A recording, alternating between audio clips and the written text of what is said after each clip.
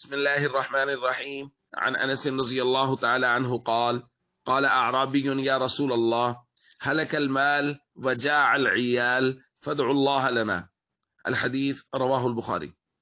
حضرت انس رضی اللہ تعالیٰ عنہ روایت فرماتے ہیں اصابت الناس سنۃ علی عہد النبی صلی اللہ علیہ وسلم، حضور کے زمانہ میں ایک مرتبہ قحط پڑ گیا۔ فبین النبی صلی اللہ علیہ وسلم یخطب فی یوم جمعہ، حضور جمعہ کے دن خطبہ ارشاد فرما رہے تھے کہ ایک دیہاتی کھڑا ہوا، عرض کیا یا رسول اللہ ہلک المال وجاع العیال، مال ہلاک ہو رہے ہیں اور گھر والے بھوکے مر رہے ہیں، فادعوا اللہ لنا، اللہ سے ہمارے لیے بارش کی دعا کیجیے۔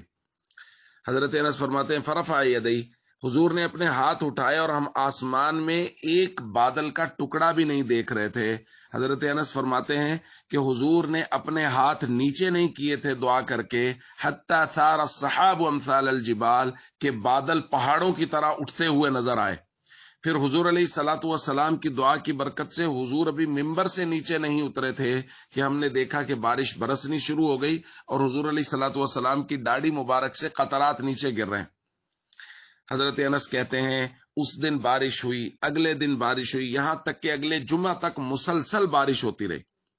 اگلے جمعہ کو حضور خطبہ کے لیے تشریف لائے، خطبہ ارشاد فرما رہے تھے کہ پھر ایک دیہاتی کھڑا ہوا، عرض کیا یا رسول اللہ اب تو صورتحال یہ ہے کہ سارے گھر گر رہے ہیں، مال غرق ہو رہے ہیں، فادعوا اللہ لنا، اللہ سے پھر سے دعا کی دیے۔ فرفع یدیہ، حضور نے ہاتھ اٹھایا اور فرمایا اللہم حوالینا ولا علینا، اے اللہ ہمارے ارد گرد۔ پھر بعض روایات میں مختلف الفاظ ہیں، اللہ پاک پہاڑوں کی چوٹیوں پر، درختوں کی جڑوں میں جہاں ضرورت ہے وہاں بارش ہو، شہروں کے اندر اس مدینہ منورہ شہر میں بارش نہ ہو تاکہ لوگوں کی تنگی دور ہو جائے۔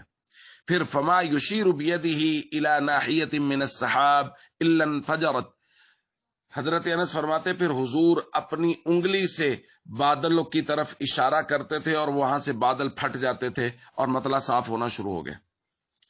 دوستو، ہمارے آقا حضرت محمد کریم صلی اللہ علیہ وسلم، اللہ نے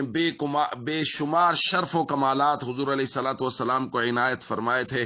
اور آج کے اس معجزہ میں، اس واقعہ میں جو ہم نے بیان کیا، ہمارے لیے درس یہ ہے کہ جب بھی دعا مانگے کوئی اس انداز سے مانگیں کہ اللہ کی رحمت جو آ رہی ہے اس سے انکار نہ ہو، ایسے طریقے سے نہیں۔ یعنی حضور نے یہ دعا نہیں مانگی کہ اللہ بارش نہ ہو، حضور نے دعا مانگی کہ اللہ بارش ہو، لیکن شہر کے اندر بارش ہوگی تو اس سے بظاہر نقصان کا اندیشہ ہے،